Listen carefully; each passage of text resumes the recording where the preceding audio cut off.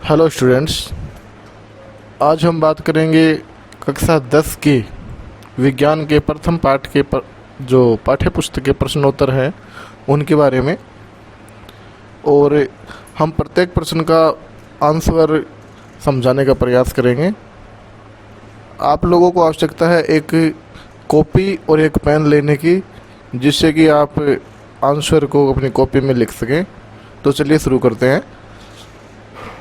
पहला प्रश्न है हमारा कि वायु में जलाने से पहले मैग्नीशियम रिबन को साफ क्यों किया जाता है।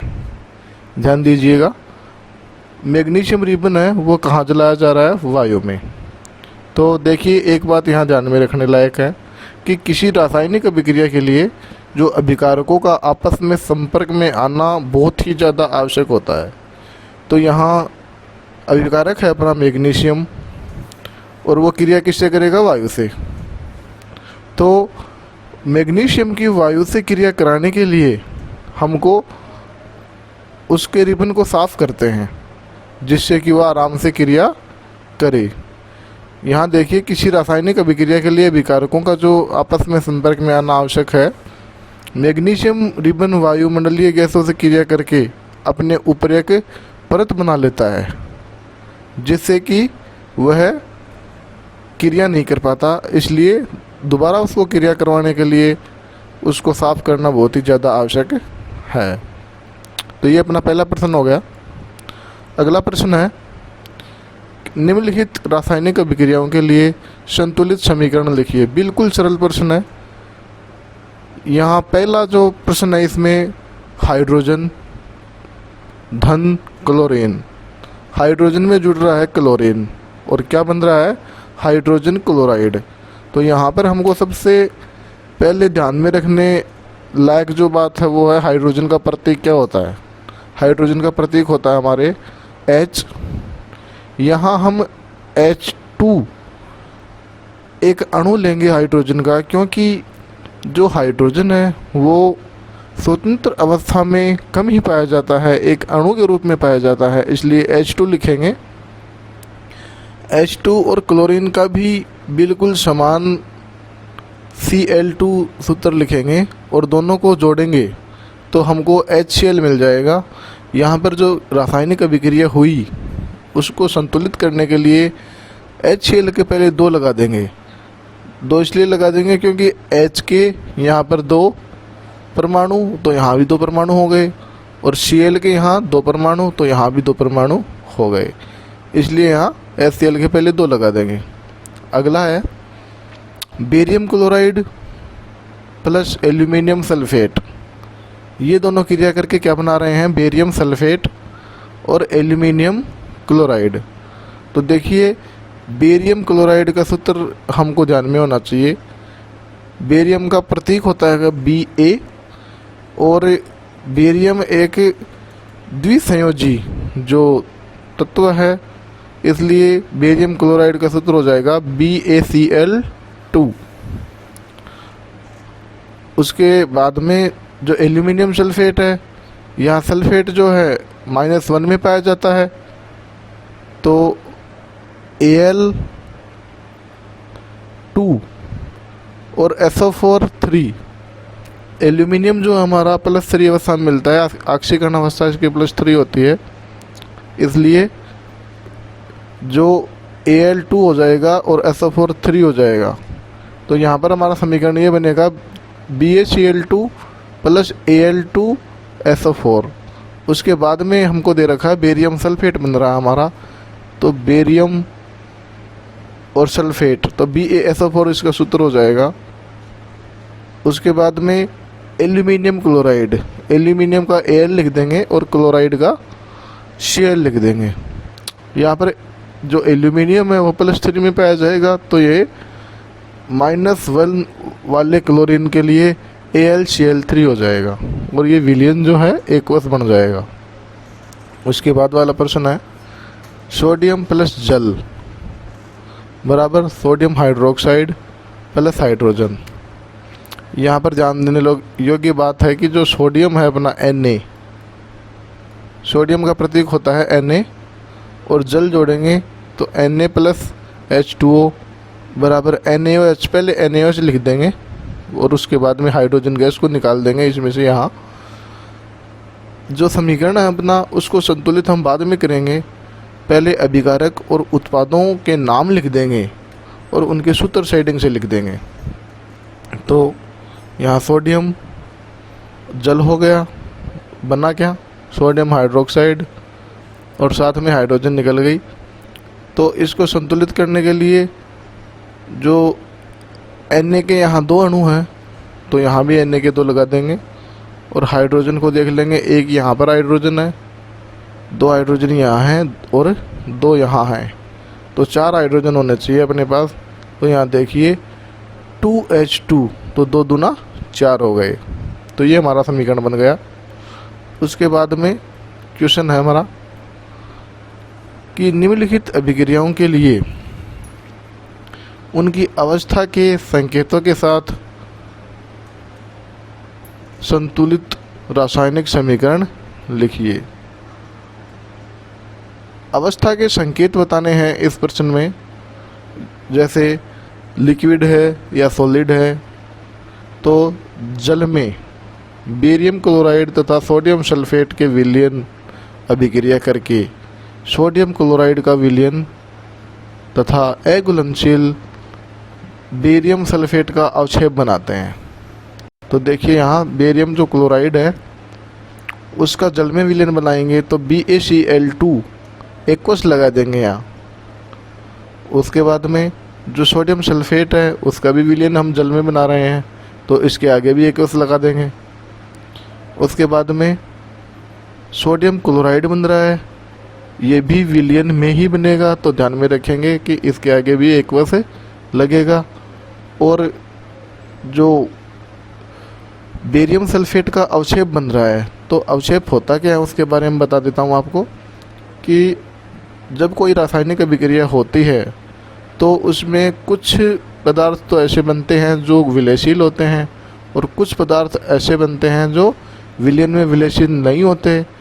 वो जब हम रासायनिक अभिक्रिया कंप्लीट हो जाती है तो वो पात्र के पेंदे में बैठ जाते हैं और उनको ही हम अवक्षेप बोलते हैं। तो इस अभिक्रिया में बेरियम सल्फेट का जो अवक्षेप बन जाएगा। उसके बाद में दूसरा प्रश्न देखते हैं, सोडियम हाइड्रोक्साइड का विलयन कहाँ बना रहे हैं, जल में, और हाइड्रोक्लोरिक अम्ल का विलयन भी कहाँ बना रहे हैं, जल में। तो अभिक्रिया से क्या बनेगा, सोडियम क्लोराइड का विलयन और जल बनते हैं। तो बिल्कुल साधारण देख लीजिए, यहाँ सोडियम हाइड्रोक्साइड है तो उसका सूत्र हमको ध्यान में होना चाहिए NaOH। जल में विलयन बन रहा है तो एक्वस लगा देंगे आगे। ऐसे ही हाइड्रोक्लोरिक अम्ल के आगे एक्वस लगा देंगे और उसके बाद में उत्पाद में हमारा सोडियम क्लोराइड बनेगा, ये भी विलयन में बनेगा तो यहाँ भी एक्वस लगा जाएगा। और जल बनता है तो जल हमेशा द्रव अवस्था में होता है तो H2O के आगे L लगा देंगे, ये इसका मतलब है लिक्विड, ये जल है। तो ये हमारा प्रश्न हो गया। आगे चलते हैं। यहाँ एक किसी पदार्थ X के विलयन का उपयोग सफ़ेदी करने के लिए होता है। तो पदार्थ X का नाम पूछा है और ऊपर फर्स्ट में लिखे पदार्थ X की जल से क्रिया करवाई है। तो सफ़ेदी करने के लिए हम कैल्शियम ऑक्साइड काम में लेते हैं, हम जानते हैं। और जो ऊपर फर्स्ट में जो लिखा हुआ पदार्थ है X, उसके जल से क्रिया करवाएंगे तो जो CaO है अपना, उसके जल से क्रिया करवाने के बाद में क्या बन जाएगा, हाइड्रोक्साइड बन जाएगा। ऑक्साइड जब भी जल से क्रिया करेगा तो हाइड्रो ऑक्साइड बनाता है, ये हमको ध्यान में रखना है। तो CaO ये सॉलिड अवस्था में है, ठोस अवस्था में पाया जाता है कैल्शियम ऑक्साइड, और इसमें इसको जल में घोलेंगे तो यहाँ पर कैल्शियम हाइड्रोक्साइड बन जाएगा, जिसको हम बुझा हुआ चूना भी कहते हैं। अगला प्रश्न देखिए, क्रियाकलाप 1.7। तो ये क्रियाकलाप 1.7 आपको प्रथम पाठ में 7वां क्रियाकलाप मिलेगा, उसमें देखना है। एक परख नली में एकत्रित गैस की मात्रा दूसरी से दोगुनी क्यों है, उस गैस का नाम बताइए। तो क्रियाकलाप में हम देख रहे हैं कि जो हाइड्रोजन गैस की मात्रा है वो ऑक्सीजन से दोगुनी है। इस क्रियाकलाप में ये पता चलता है, अतः वह गैस कौन सी है, अपनी हाइड्रोजन है, दोगुनी ली गई है इसकी मात्रा। आगे चलते हैं। अगला प्रश्न बहुत ही इम्पोर्टेंट है। जब लोहे की कील को कॉपर सल्फेट के विलयन में डुबोया जाता है तो विलयन का रंग क्यों बदल जाता है। तो देखिए छात्रों, ये एक प्रकार की विस्थापन अभिक्रिया है। तो विस्थापन अभिक्रिया में क्या होता है कि जो ज़्यादा सक्रिय पदार्थ होता है वो कम सक्रिय पदार्थ को या तत्व को अपनी जगह से विस्थापित कर देता है, इसलिए इसका रंग बदल जाता है। तो यहाँ हम देखेंगे कि जब लोहे की कील को कॉपर सल्फेट के विलयन में डुबोया जाता है तो विलयन का रंग कैसा हो जाता है, हरा, क्योंकि लोहा कॉपर से अधिक क्रियाशील होने के कारण कॉपर को कॉपर सल्फेट से विस्थापित कर देता है। कौन सी अभिक्रिया है, विस्थापन अभिक्रिया। तथा हरे रंग के जो आयरन सल्फेट का निर्माण होता है, इसका समीकरण इस प्रकार हो जाएगा, CuSO4 aqueous plus Fe solid. उसके बाद में फेरस सल्फेट बन जाएगा, आयरन सल्फेट जिसको बोलेंगे हम, ये हरे रंग का हो जाएगा और हमारा जो कॉपर है वो ठोस अवस्था में मुक्त हो जाएगा। उसके बाद में जो क्रियाकलाप 1.10 है उसमें द्विविस्थापन अभिक्रिया का उदाहरण देना है। तो सबसे पहले हम ये देख लेते हैं कि द्विविस्थापन अभिक्रिया होती क्या है। विस्थापन अभिक्रिया में तो साधारण होती है जिसमें एक तत्व दूसरे तत्व का उदाहरण स्थान ले लेता है, लेकिन द्विविस्थापन अभिक्रिया में जो तत्व होते हैं वो परस्पर अपना स्थान बदल लेते हैं, इसको हम द्विविस्थापन अभिक्रिया कहते हैं। उदाहरण है इसका बेरियम क्लोराइड का जलीय विलयन है, उसकी क्रिया पोटेशियम सल्फेट के जलीय विलयन से करवाते हैं तो हमको बेरियम सल्फेट का जो ठोस है वो प्राप्त होता है और पोटेशियम क्लोराइड का जलीय विलयन मिलता है। ये इसका उदाहरण है। अगला प्रश्न देखिए कि निम्न अभिक्रियाओं में उपचयित तथा अपचयित पदार्थों की पहचान कीजिए। उपचयित और अपचयित पदार्थों की पहचान करनी है तो यहाँ पर उपचयन का मतलब तो होता है ऑक्सीकरण और अपचयन का मतलब होता है रिडक्शन। तो यहाँ पर पहला उदाहरण है कि जो सोडियम है प्लस ऑक्सीजन, तो क्या बन रहा है, सोडियम ऑक्साइड। तो यहाँ पर हमको सीधा सीधा पता चल रहा है कि जो सोडियम है उसमें ऑक्सीजन का जुड़ाव हो रहा है, तो ऑक्सीकारक कौन हो गया, सोडियम, और अपचयित होने वाला पदार्थ कौन सा हो गया, ऑक्सीजन। उसके बाद में दूसरा है जो कॉपर ऑक्साइड है, उसमें हाइड्रोजन जुड़ रही है, तो हमको कॉपर का जो सॉलिड है ठोस कॉपर मिल रहा है और जल मिल रहा है। तो इसमें ऑक्सीकृत होने वाला पदार्थ हाइड्रोजन है। क्यों हाइड्रोजन, क्योंकि ये ऑक्सीजन से जुड़ रहा है, ये बात ध्यान में रखेंगे। और अपचयित होने वाला पदार्थ कॉपर है, क्योंकि इसमें से ऑक्सीजन निकल रही है। जहाँ पर ऑक्सीजन का निकास होता है वो अभिक्रिया अपचयन अभिक्रिया कहलाती है। आगे चलते हैं। प्रश्न दिया गया है कि नीचे दी गई अभिक्रिया के संबंध में कौन सा कथन असत्य है। अभिक्रिया देखेंगे हम कि जो PbO सॉलिड, PbO को क्या बोलेंगे, शीशे का ऑक्साइड, जुड़ रहा है इसमें कार्बन, तो हमारे पास क्या बन रहा है, शीशा ठोस रूप में प्राप्त हो रहा है और कार्बन डाइऑक्साइड गैस निकल रही है। तो यहाँ कौन सा कथन सत्य है, शीशा अपचयित हो रहा है, ऑक्सीजन निकल रही है इससे, तो ये बात सही है अपनी, शीशा अपचयित हो रहा है, बिल्कुल सही है। दूसरा है कार्बन डाइऑक्साइड उपचयित हो रहा है। जो कार्बन डाइऑक्साइड है उसका ऑक्सीकरण हो रहा है, क्योंकि इसमें जो धन विद्युतीय तत्व है ऑक्सीजन, धन विद्युतीय तत्व कार्बन है, तो इसमें ऑक्सीजन का जुड़ाव हो रहा है, इसलिए इसका ऑक्सीकरण हो रहा है। ये दोनों सही हो जाएंगे। उसके बाद में कार्बन उपचयित हो रहा है, ये गलत हो जाएगा। लेड ऑक्साइड अपचयित हो रहा है,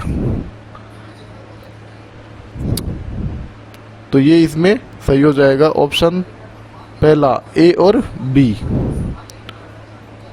अगला प्रश्न है कि Fe2O3 में जुड़ रहा है एल्यूमिनियम, तो एल्यूमिना बन रहा है यहाँ और फेरस निकल रहा है, तो ये कौन से प्रकार की अभिक्रिया है?